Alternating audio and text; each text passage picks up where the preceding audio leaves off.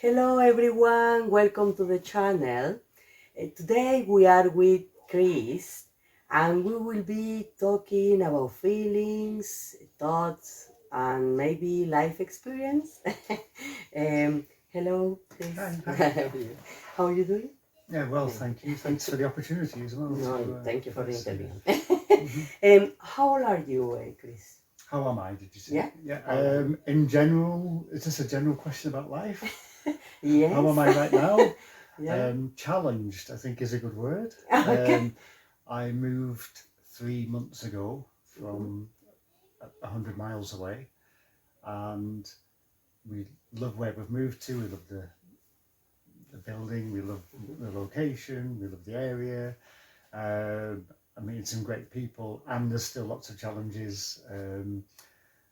I think in particular around work, I love my work as a psychotherapist, and I'm nearly starting from scratch to get new clients, and um, I think I'm being a bit impatient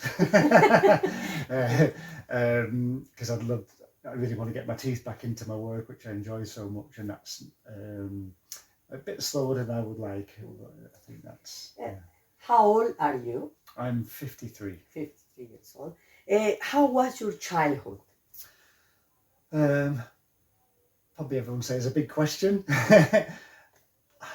Mixed. I would say I have no doubt my parents loved me, and they had a fair level of dysfunction at the same time. So I was one of six. We were never particularly rich. Often actually quite struggling financially. We moved a lot, so there was quite a lot of instability. So there was always a sense of I benefited from having a big family and everything, and but also at the same time feeling a little, I think, like pervasive underlying shame. Like there's something, there was some inappropriate incidences in the family went on in my family of origin, quite unpleasant at times, and that I don't know whether that led to my sort of parents feeling carrying shame. My mum was one of the meekest women I could ever meet, almost like apologising for living Okay. in this way. My father, he was a trier in a lot of ways, but he was a bit of a Jekyll and Hyde. So he was an amazing, brilliant dad in some ways, and really um, so hard to describe and try and give an objective view, isn't it? But now and then he could be someone else used this word. I don't know if I'm being overprotective, but a bit brutal. But most of the time that wasn't true. It's very fair to say. He tried, but I think they just really had hard lives and came from challenging experience themselves.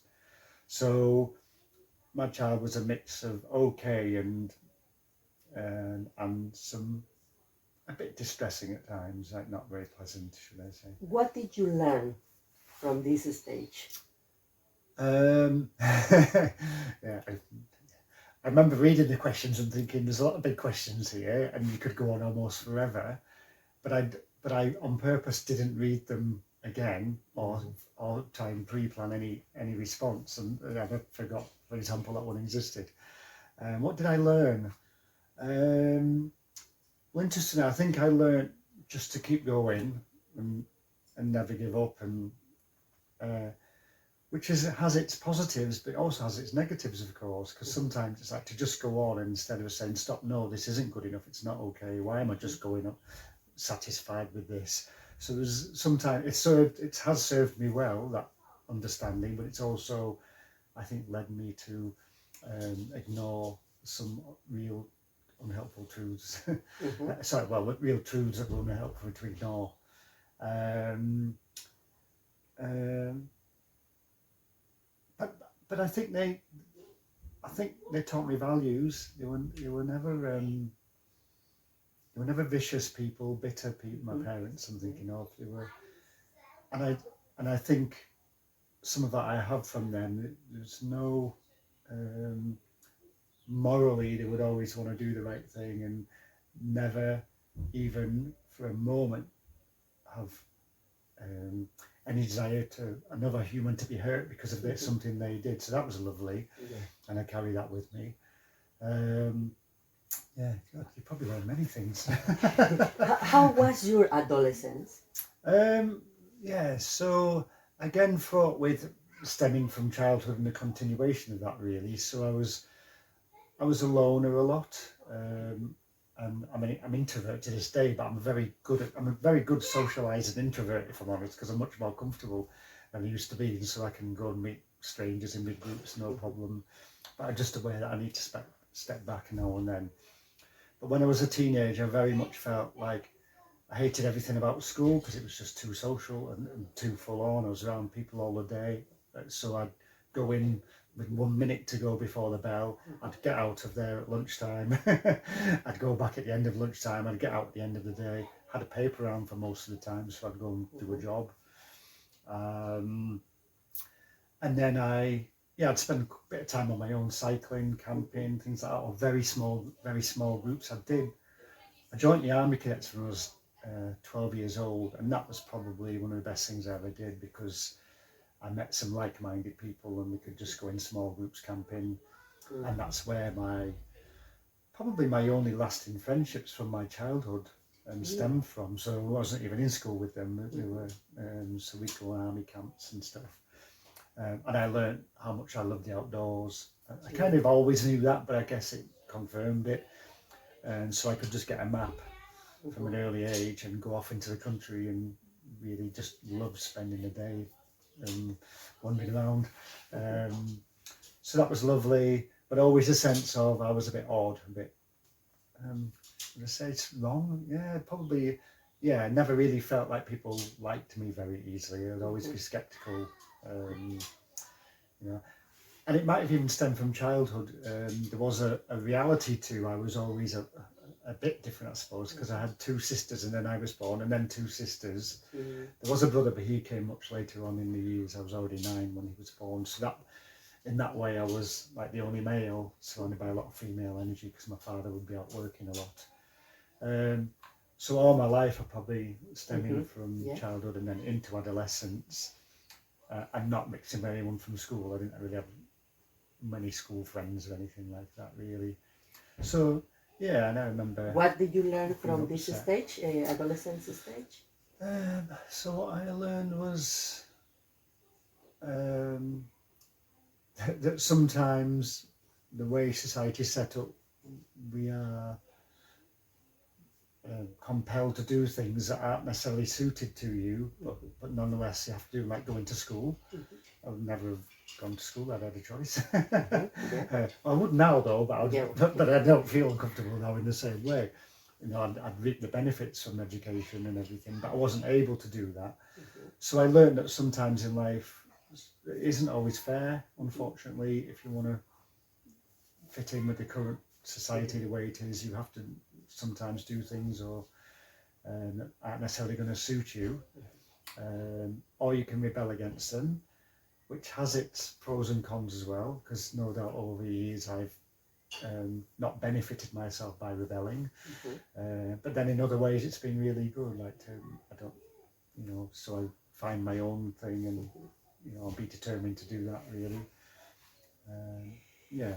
Why did you decide to study this science as a psychologist or So basically, when I was 26, I had a major depression.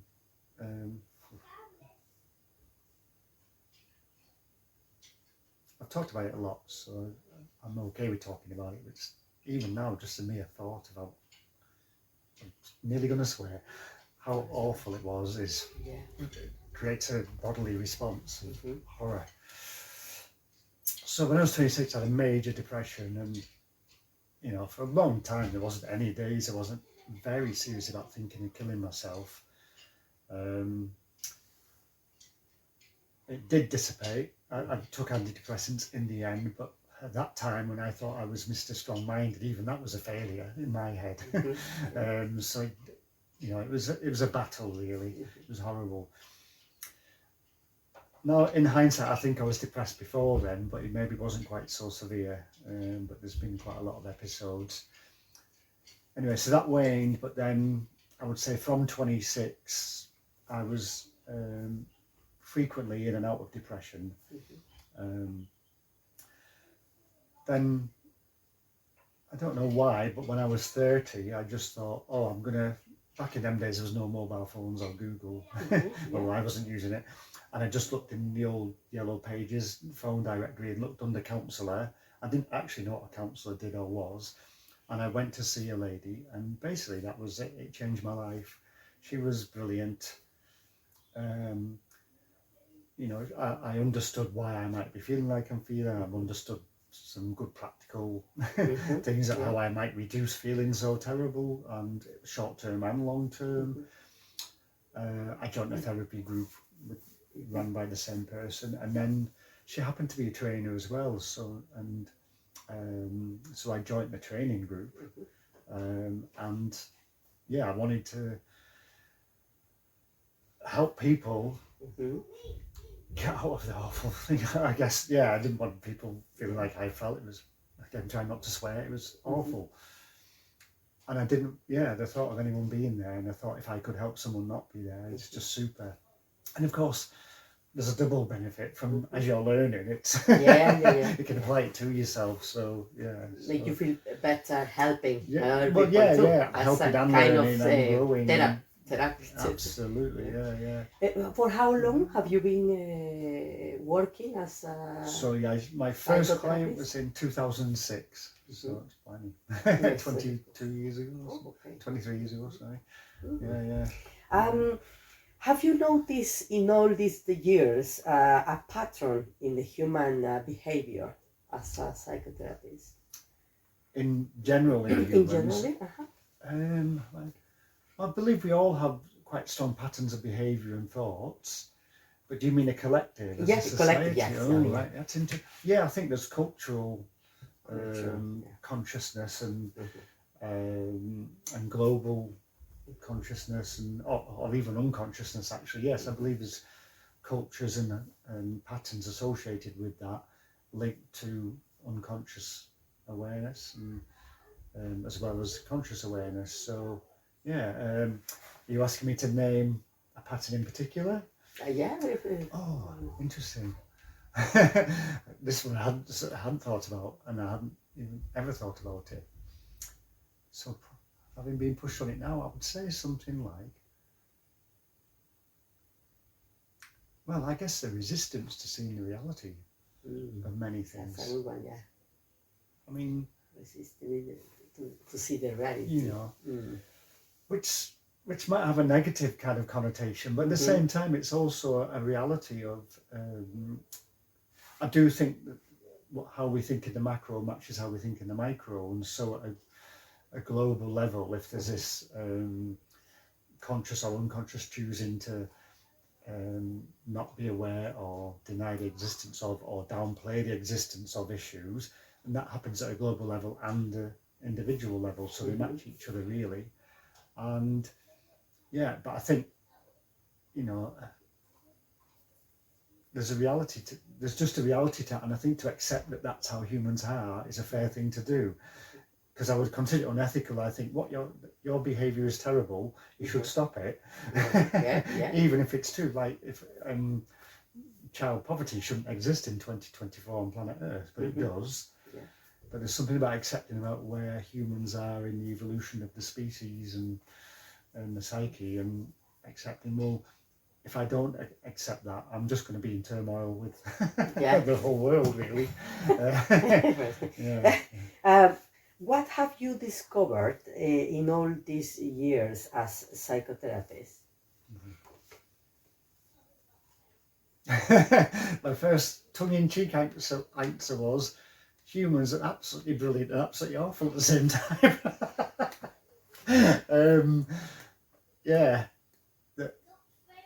Linked to the last answer, really, there's so many ways in which some of the things we do are just so not a good idea in terms towards ourselves and as a whole. And yet there's some absolutely astounding things happen out there. And one of the honours of this job is you get to hear people's intentions and understand them, however awful their behaviour may be. When you understand what's behind it, you think, wow, the seeking of healing is a constant. Constant. And it comes out, and that's what I get in that room. I meet people that have, lots of them would open and admit they've done some pretty appalling things. But what they would hope to do and would like to do is very different, and they're always trying, but unfortunately just is a bit goes a bit awry. I guess people can talk and say things, but the real things that they are feeling or they want to say, but something said no, something inside no, don't say this, maybe it's too much, or maybe you can feel naked, maybe when you talk. Of course. Of course. Some of them, they've had horrible experiences, so they feel very, very vulnerable, so they hold back, and at the same time having a desire. So there's a lot of conflict within themselves, wanting to feel love and be loved and accept love, versus something in their head saying, that's a risk, don't do it, that's foolish, you're going to get hurt again. And a lot of clients, they get hurt by missed good intention. So they've got good intention, if that gets misinterpreted, or it really does cause them more pain, and to have less trust, unfortunately. And then with the time, you can remember maybe a scenario that maybe it doesn't happen like that, and then the brain can play. Well, of course, and that's what I'm hoping to encourage people to do. So not in order so they can gain that new experience that they can hold on to, that makes them less volatile, I guess, in other ways. That's ideal. If you had the power to change things in this world, what would they be? What would it be? Oh, that is an amazing question, because ethically, I'd think seriously about whether I'd do anything different. I don't want to take away anyone's, or the human race as a species, ability to understand what they need to understand and go through what they need to go through in order to make the changes that are benefit as a whole. There is that forever kind of dangerous thing about you change something and do you know what those ripples are going to cause? So it's very risky, isn't it? Even if you believe 100% it's well intentioned and think you can see that it's always going to be that way, does it have unforeseen consequences? So wow, would I change anything? That's a good one. I may not. Yes, everything is perfect, like it's happening. Well, in a sense, yes. What do you think is the reason why each people is experiencing in different yet similar life experience? So there's two people have the same experience and yet have very different. I think it's immeasurable how many potential minute reasons there may be for that how could we know even, because it could be such a tiniest thing, and yet that's the tipping point. And of course neuroscience is becoming more and more prevalent in these things and saying, well, there is something that's a bit different and that we can now measure we never used to be able to. So that in the old days you'd be called bad and you'd be called okay, but now it's like, no, your behaviour's different, but none of you are bad, you're just managing this the best way you're able to given your neurobiology. So I think it's often about fine lines, and that's sometimes how I see my role as well. It's about, am I that can I offer something that is that one moment that just tweaks it in the positive outcome rather than stay in the negative outcome of anything. Like, so it might be just something as simple as they were just listened to a bit more. They weren't even, that's it. Yeah. But then there's something in their brain that formulated that, oh, I'm important because I get heard. You know, so yeah, and some things are bigger, of Yes, course. sometimes people is just looking for listen, someone listen to them. You know, it's no something else. And maybe this area, mental health, is just prescribing, for example, drugs to you know what I mean. It's no instead of what in some cases is necessary maybe. Yeah. For sure, I used to be much more anti-drug. Makes sense. I do you know what I think it's a personal choice. You know, I've took drugs. I believe I benefited from them. Maybe not even in the way they were meant to, but I just felt like I could think clearly, which helped me make better decisions about how to look after myself. But prior to that, I was so desperate.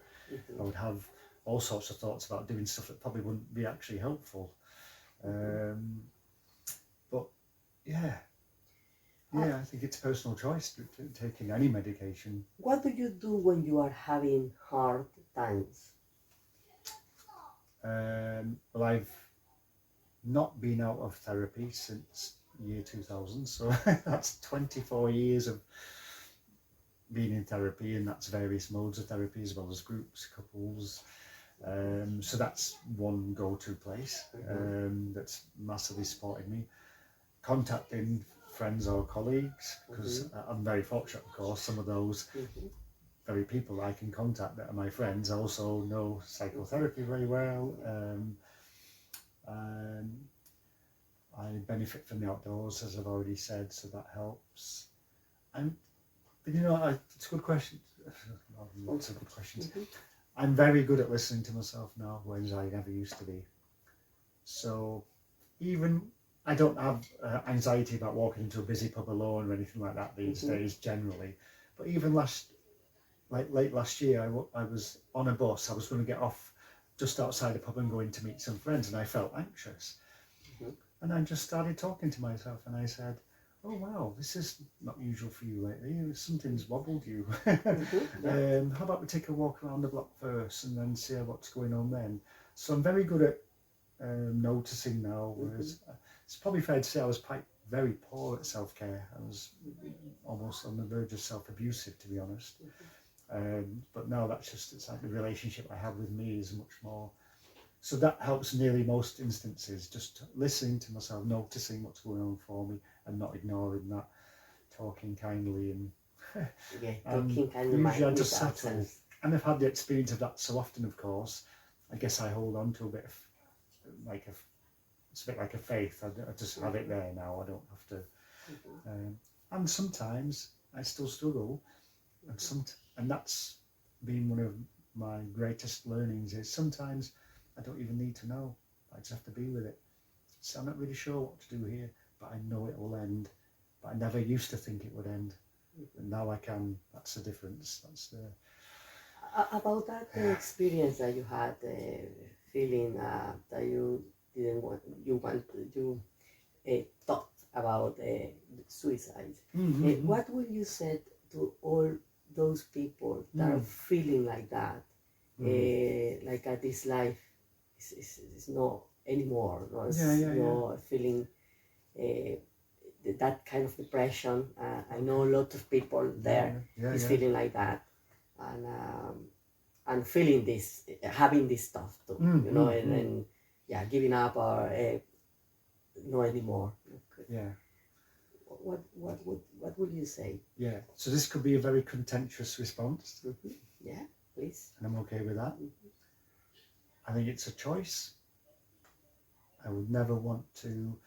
I remember my first therapist would try to force me to commit to not killing myself. I felt totally like she wanted me to please her, comfort her, take my power away, take my choice away.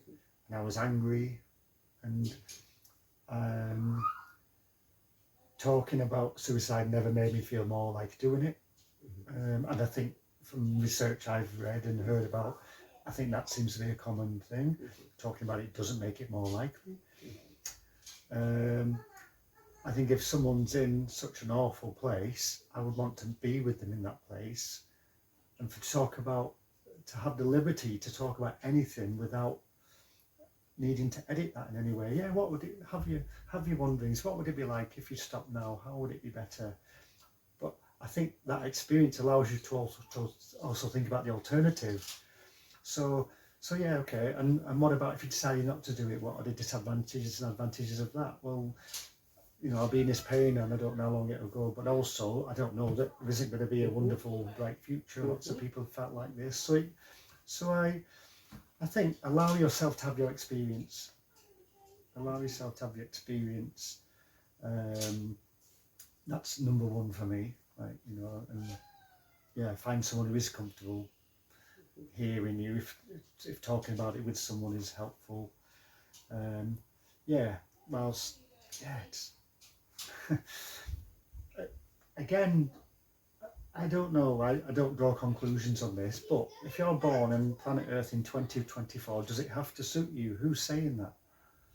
And then who's saying it's a wrong or right thing to say, oh no, I'll give it a go. Obviously you have to be old enough. At what point do you take away human rights to decide what they want for themselves? Yeah, but it's not like I like the idea of it. No, I hate the idea of it. I would like to think anyone who came to me would decide that absolutely I want to be alive and stay alive. But I would be impartial. Whilst expressing that my preference would be that they do choose to stay alive. But yeah, because someone try to force you. It's I think where do you become ethically a bit of an abuser. Do you think the role of spirituality in a person's life is important? The role of what? Sorry, Spirituality role. Spirituality. Do I think it's important? I think it's back to an individual choice again. I think for some people it's absolutely paramount to their sense of comfort in the world. I'm really pleased that they have that. And for other people, they may be just as content but don't have it. So I think it's, again, personal choice. My stance would be that I don't hold fast to any particular sort of religious rhetoric, but in a way I think I wouldn't be changing my lifestyle anyway. There's not a day when I'm not thinking, how can I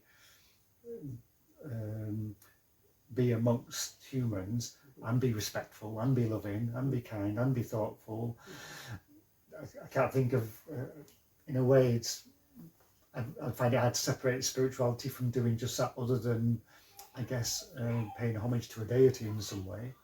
That's spirituality, be kind, be respectful, and I guess. If I was to meet a god and he said, how come you never, I'd say, I'm really sorry, but did I do okay anyway?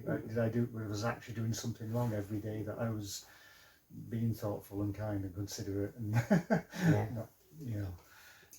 For you, what love means? Love. Oh.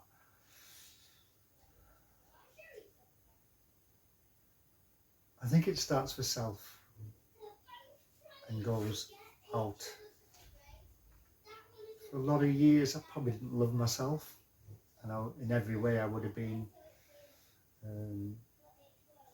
life would have been harder, and and I would have been probably a bit of a less nice person, frankly.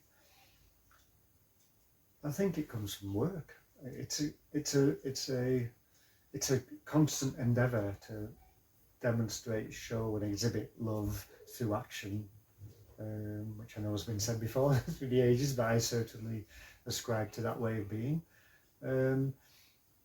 It's like when I listen and love is there. When I remember to buy milk for somebody who asked me to get milk, I'm showing love. When I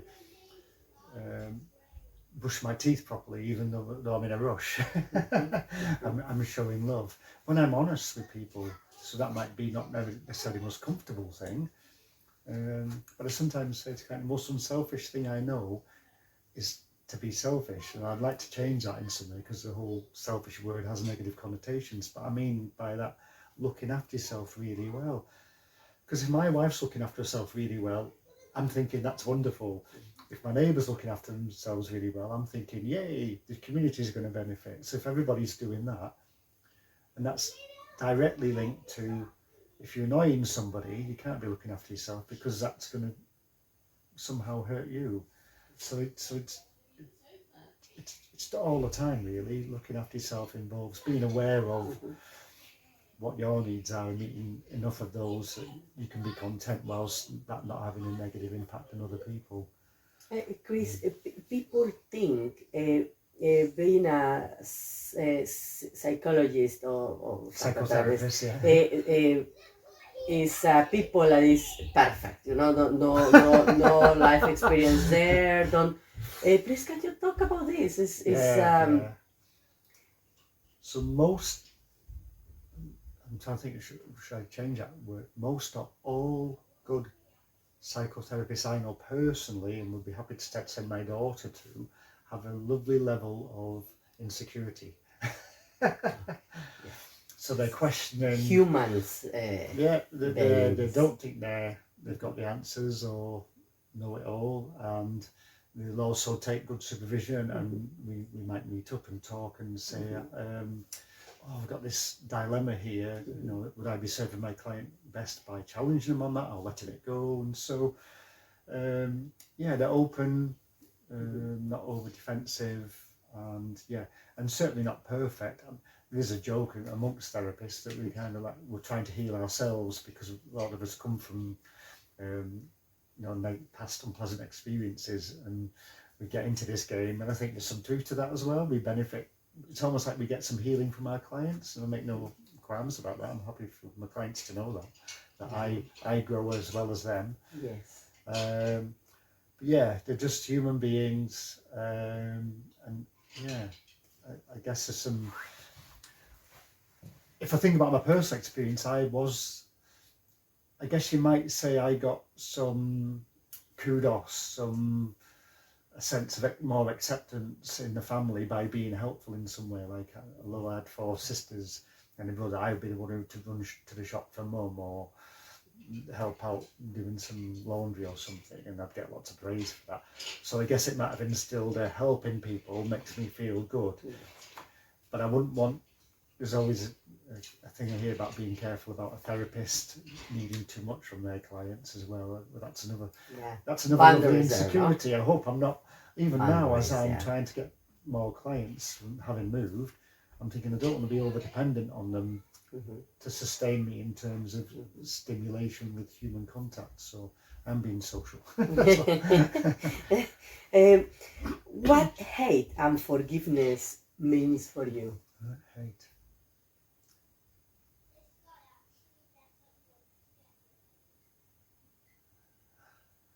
I'm even wondering if I believe in hate as a intrinsic possibility, beyond again, another thing that's I've heard discussed lots of times and thought about is you can only hate someone you love, or as well as hate our partner the most, or children shout, "I hate you, mummy." We know they don't in that moment, absolutely not. It's kind of an expression of frustration and hurt. So even though they're saying it, it literally doesn't happen. I guess I can hate that child poverty exists, but even then, it doesn't have the sort of negative connotation. It's about there's just a hatred there, because I guess that could eat you up. It's just I can be disappointed, I guess. So hate. Yeah, it's a funny. Yeah, I struggle even to believe it as a thing. It's almost like a substitute for too many other ways of describing something. It was really hurt or really angry or. Yes, people in the society use lots that word. Hate is, and you can feel the kind of and forgiveness. What for you is forgiveness? liberation. I don't think you can be a human without having a behaviour that is inappropriate from time to time. And if you can accept that of you, I guess it's easier to accept that of others too. And of course we do it a lot. It's great. Lots of people get let down or hurt by other people, quite often people that they love and respect, and they carry on being friends or having relationships. So I think it's a natural part of being human, and it's okay. Like, I think the real challenge is forgiving ourselves a lot of the time. But of course, again, if you're doing that, you're probably less tense and more in a better mood. So that benefits other people anyway. You know, and I guess that might be a bit more difficult if you're doing things you know to be deliberately unethical or inappropriate, whereas thankfully I don't have that. I sleep quite well at night because it's almost like I wouldn't dare. Yes, you know, that's the I found thing. since I moved here, every month I've found money, and every time I've just give it to charity or said to the shop next door, can I give you this in case somebody, not the shop next door, the shop where I found it, said, can I give you this? Because I don't want any guilt or anything to have to carry. That must be awful. That's self-hurt to me, right? Anything like that. Just think, if you know you do something, whether or not somebody else will ever find out, there's something about you hurting yourself in that moment for me. So, yes. Would that be self-hate? It could be on the verge of self-hate. Okay, Chris. Thank you very much for this very lovely interview. thank I'm you. very grateful for you, please. It's some subjects there very important too for everyone, for ourselves too. Thank you for your contribution You're very welcome. to the society. Yes, and Okay, thank you again for the opportunity to share. Thank you. Right, thank you. Okay, bye-bye. Thank you very much. Hope you enjoyed this interview and take things that you find useful, and please don't giving up. Carry on always. Okay, see you in the next interview. Thank you. Bye bye.